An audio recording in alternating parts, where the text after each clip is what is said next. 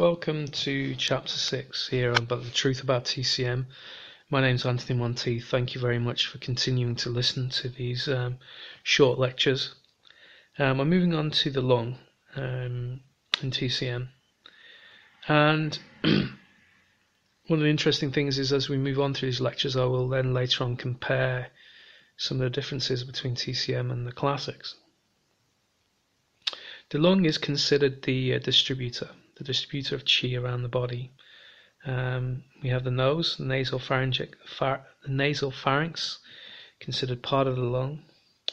And we all know that on a regular basis, external pathogens invade through the nose and the mouth.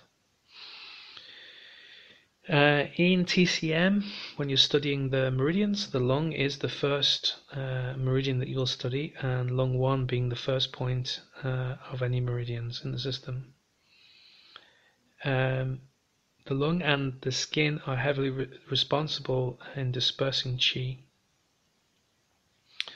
I'd invite you to look at Constantine Hering, or Hering's law of cure. He had a very interesting theory that the body heals from the top down and from the inside out. And disease patterns move from a more important to a less important phase of healing.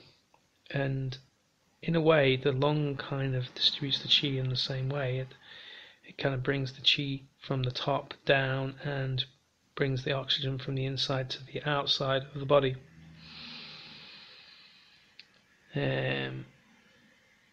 With children, the large intestine is vital. The lung is kind of the yang, so it's the yin version of the meridian, and the large intestine being the yang version of the same meridian.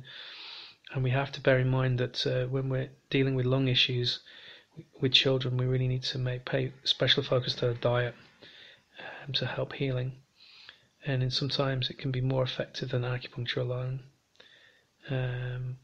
Children can make very fast recoveries from chest infections with diet quite quickly. If we start to see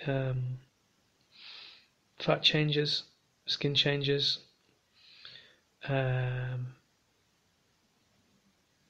then we want to really make sure that we focus very heavily on targeting the qi of the body from the lungs and also the large intestine. The wei qi is distributed by the lung. That's our defensive qi. That's the what I call the ready brek glow. It's the stuff that allows us to open and close our pores, to give us defense against exogenous, that's external pathogens coming into the body.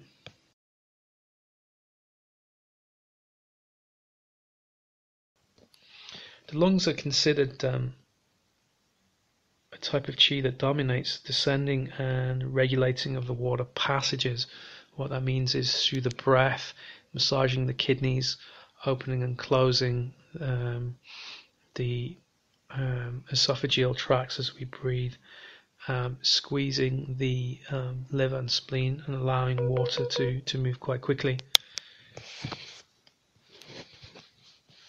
The diaphragm has a huge influence on the kidney and helps, of course, as we know, the kidneys at filtrating both fluid, absorbing all the good stuff and separating the clear from the turbid.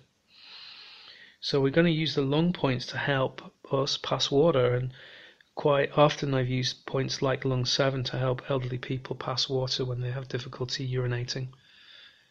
It's an extremely important function.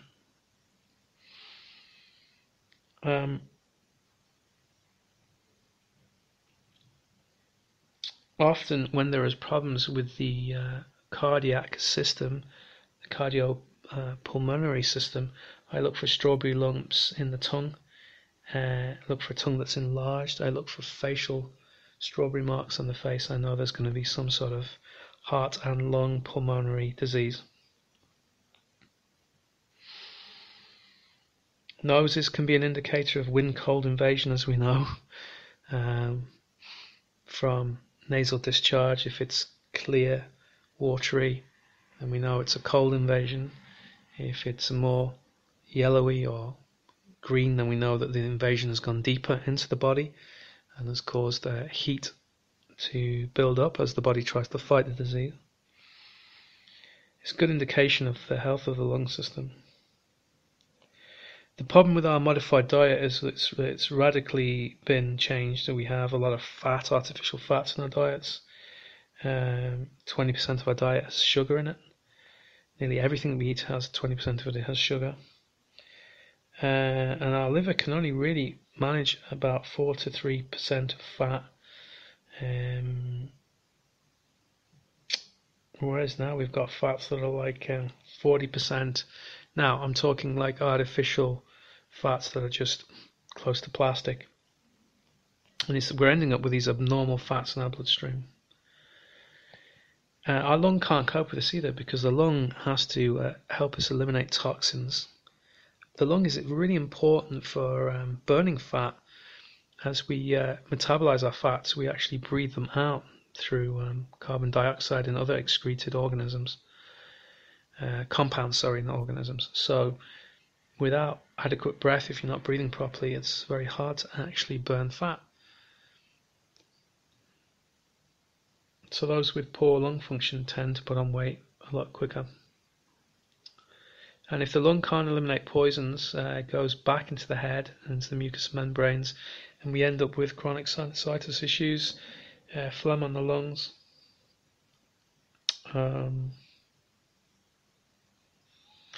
Interestingly, from a naturopathic point of view, they used to use Epsom salts, used to make people drink them to purge the large intestine, to actually prevent people from dying from pneumonia or high fever, because the Epsom salts would just flush the liver, flush the bowel, and take all the blood flow away from the bowels as it flushes all the toxins, and then allowing the blood to return to the lungs to increase the function of the immune system.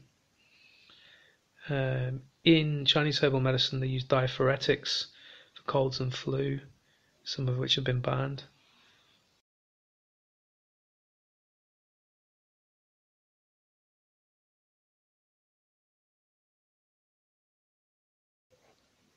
And later on, they chose to, and quite commonly, they would force the sweat and the flu viruses out of you through wrapping you up, usually in some kind of eiderdown cover.